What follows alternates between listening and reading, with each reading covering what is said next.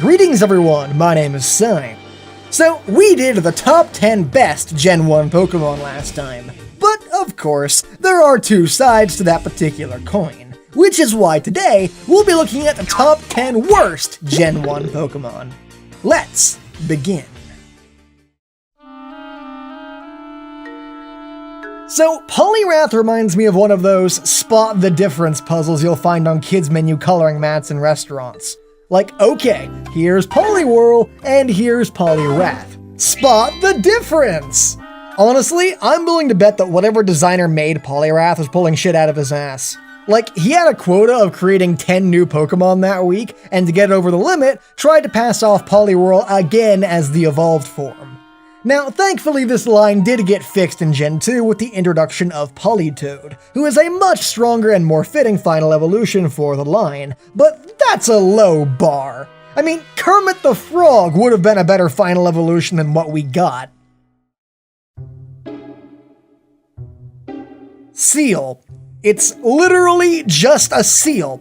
It's not a seal that's interesting in any way, or has anything unique going on with it. No, it's just a seal. And not only is it just a seal, it's no longer even the best seal Pokemon, because now we've got Spheal in his line, who are all infinitely better. Honestly, Seal's only redeeming quality is that I think his stupid face is cute, but that's about it. And it's not like Seal's an outright offensive Pokemon or anything, but if I asked you to list every Gen 1 Pokemon from memory, I guarantee you would never remember its existence in a million years.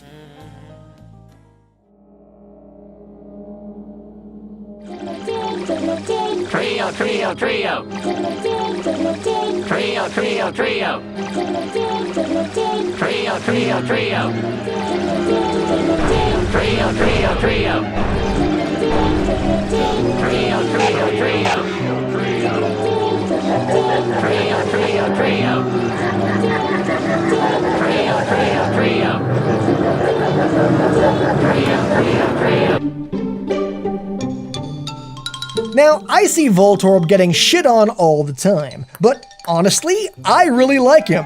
I mean, if you think about it, it's basically a Pokemon-themed version of the classic RPG tradition of Mimic chests, and Mimics are fun! Well, insofar as a jump scare and likely horrific death can be said to be fun, anyways. However, Voltorb kinda played out that basic idea, while Electrode, on the other hand, really brought nothing new to the table. But we all already know why Electrode's bad. He's boring, not much more to say than that. So instead, let's go on a far more interesting tangent about Voltorb again. So the other day, I was browsing DeviantArt and came across a page by a guy named Christopher Stoll, link below, who does these really interesting Pokemon anatomy diagrams with his own fan canon descriptions, but they're ridiculously cool, and specifically, his one about Voltorb really gave the Pokemon a new light in my eyes. Quote, Voltorbs are created when occupied Pokeballs malfunction catastrophically and transform the Pokemon within into a fluctuating mass of highly energetic, semi-conscious flesh. Then below that, the Pokeball's dual quantum generators are the source of Voltorb's potent electrical abilities. These can be detonated violently at any time. And my personal favorite part, the mass of organic matter at the core of a Voltorb is all that remains of the Pokeball's previous occupant. Fluctuating wildly, it exists in a perpetual state of uncertainty and transformation, as the Pokeball's damaged matter assembler attempts repeatedly to construct living tissue from degraded data. That's like some Lovecraftian shit, and oh, I love it so much! So, in conclusion, I think Voltorb gets a bad rap, but Electrode does kinda suck.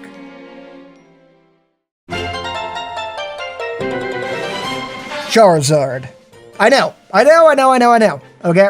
Listen, I will admit, I am personally on Team Blastoise, but that has nothing to do with my dislike of Charizard. So, in what is perhaps a fruitless attempt to save myself from the avalanche of downvotes I know I've already gotten, let's list the things about him that I do like. For starters, I love Ash's Charizard from the anime, and some of the most memorable moments of the show involved him. Also, design-wise, I like the blue wings and how it contrasts with the orange. But, listen, I'm a dragon purist, okay? To me, dragons are some of the coolest things ever, but Charizard is just a terrible dragon, to the point that even calling him a dragon feels off, you know? Like, I'll admit, he doesn't have that typing by default, yeah, but sure enough, he's a fire-breathing lizard with wings, ergo a dragon. Now, there's really one simple reason that I think Charizard's design is awful. The fact that he's bipedal. I hate when Game Freak tries to take things that would look perfectly fine on 4 legs and bend their spines back forcibly like they were a bored 4-year-old playing Spore, just so they would stand up on 2 legs. Like, look at him! It makes him look fat! Of course, there are far more extreme examples of how bad this can get than Charizard, C for alligator, but it still bothers me so much! I mean, put him on 4 legs and give him the dragon typing by default, bam! He'd be my favorite Gen 1 starter by far. But every time that I look at Charizard now, all I can see is the lost potential. This isn't a Pokemon. This is a guy. This is a guy in a costume. And you want to know how I know that? Because in Mr. Mime's introductory episode of the anime, Ash literally puts on a Mr. Mime costume and no one can tell the difference. Now, the only reason that Mr. Mime isn't even lower on this list is because it eventually spawned Mime Jr., who is so ridiculously cute that it almost neutralizes my hate for its evolution entirely. Almost. Nidoqueen. They put tits on a Pokemon. What else is there to say? Honestly, the whole Nidoran male-female dichotomy was always kind of weird to me, because it was addressing the idea that males and females of a species should look different, but only for this one line of Pokemon specifically. Now, this idea would of course later be revisited with different forms for the male and female versions of certain Pokemon, and that was done way better in my opinion. That said, at least Nidoking is kind of okay. His purple colors look alright, so I can see why he'd at least appeal to some people, but Nidoqueen's pale blue makes my eyes glaze over in boredom. And like I said, it's got tits. Who seriously thought that was a good idea? So, you know how people like to joke that Pokemon designs are getting lazy? Like, hey, you take a cat and you set it on fire and bam, it's a Pokemon! Lols, Nintendo sucks. Now, I would usually defend them in that, but then I look at Pokemon like Moltres and kinda have to concede the point. It's a bird that's just on fire, but oh no, it's a legendary, be amazed! And then you look at Articuno, who's regal and majestic, and even Zapdos, who I admit to not being the biggest fan of, is still at least a little bit more creative than just a goose that's had petrol poured onto it. I mean, a fire-type legendary bird. There is so much more you could have done with that concept than this. Like, how about a phoenix? A bird that's made entirely of fire. That'd be way cooler and more interesting than Chicken Flambe over here, who is the worst legendary of Gen 1 by a country mile. So, like with Eevee on the previous list, putting Jynx here makes me a shoo-in for the Sun Rising in the Morning award. But also, just like with Eevee, it's here for a very good reason, I assure you. Jynx is just atrocious.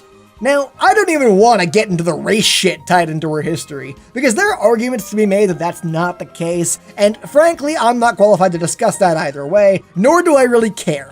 So, putting that gigantic dumpster of other problems to the side, Jynx is still a horrible Pokemon. Like Nidoqueen, it's got tits, but somehow, that's not even the worst of it. Now, I think the main thing that bothers me about Jynx is also one of the most hidden parts of her design, the bizarre arm bumps that she has. Like, I didn't notice them for the longest time, but now that I've started looking at them, I can't stop! Why? Also, she's ice-type, apparently. Like, what about this design screams ice to you? That she's wearing a long dress like you might wear if it was cold, I guess? So here's an idea, Nintendo. Remake Jynx as a ghost psychic type Pokemon, and say that it's a wandering soul that's possessed the body of a Japanese love doll. That would at least work into its design, and somehow be less creepy than what we already have. Now, earlier when we talked about Charizard being a shitty bipedal dragon, my main problem with it was that I saw so much potential in it with so little that actually needed to be changed. The same, however, cannot be said for Dragonite. Dragonite is like Charizard, but worse in every possible conceivable way. Like, even though Charizard had a beer gut, at least he's a logical improvement on Charmander and Charmeleon. But you look at Dratini and Dragonair, who are both fantastic designs, by the way, and you think about all the kids who put in ridiculous amounts of time and effort into leveling up their Dragonair to level 55, the highest level requirement of any Gen 1 Pokemon, and when it finally evolves, it looks like Puff the Magic Dragon's retarded cousin. And sure, he's strong in the games, but I look at his dopey face and his tiny wings and his huge gut, and then I think about what could have been, and I can't help but be majorly disappointed.